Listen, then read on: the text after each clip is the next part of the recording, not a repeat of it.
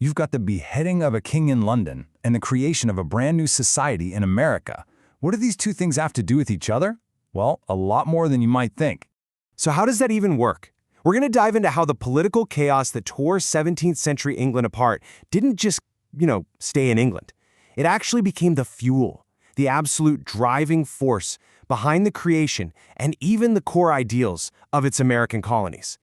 All right, to really get this, we've got to jump back in time to the early 1600s.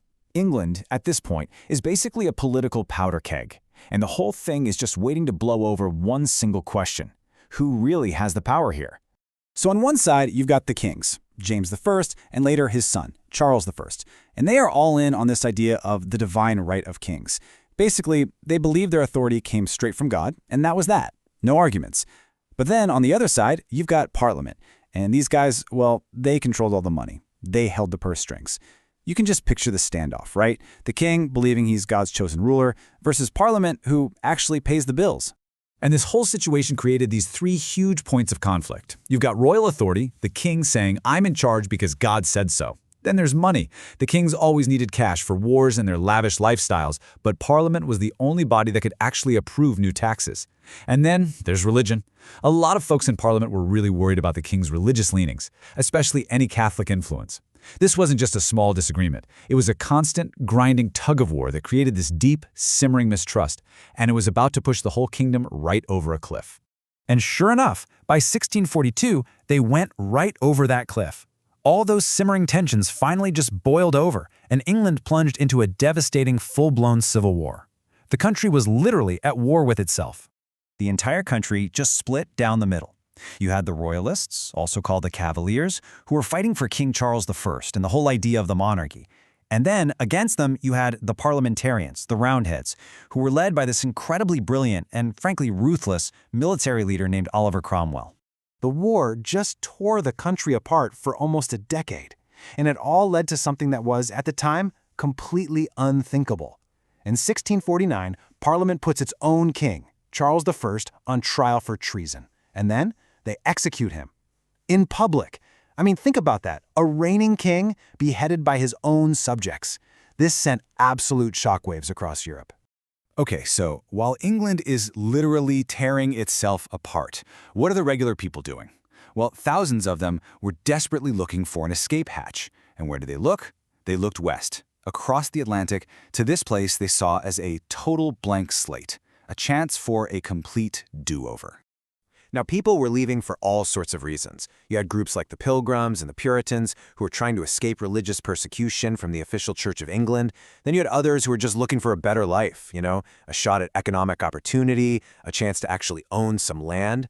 But for pretty much all of them, America was this beacon, a chance for a totally fresh start, where they could build a new kind of community from the ground up, far away from all the chaos back home. And this is the exact moment when we see those first permanent English settlements really take root.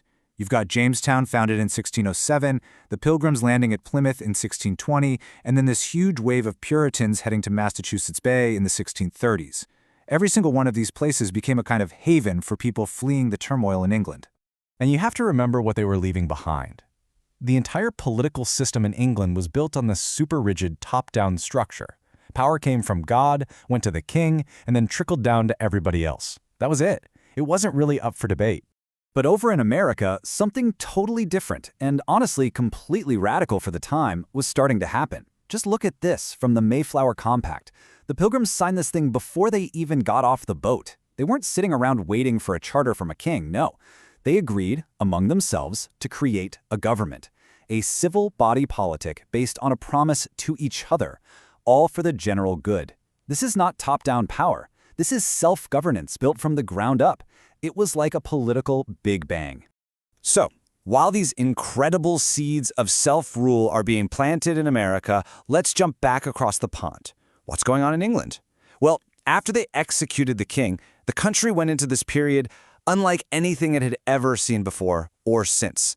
For the first and only time in its entire history, England was a republic. They called it the Commonwealth. No king, no queen. Power was held by Parliament, and Oliver Cromwell was essentially the guy in charge, with the title Lord Protector. But here's the thing. This whole Republican experiment really hinged on Cromwell. He was the glue holding it all together. So when he died in 1658, the government started to fall apart pretty quickly. And all that political instability that caused the Civil War to begin with, yep, it started creeping right back in. So, faced with the prospect of another round of chaos, the same parliament that had chopped off a king's head made an absolutely stunning decision. They decided to bring the monarchy back. It seems like after all those years of war and turmoil, they decided, you know what, stability is more important than our republic. And this whole event is known as the Restoration.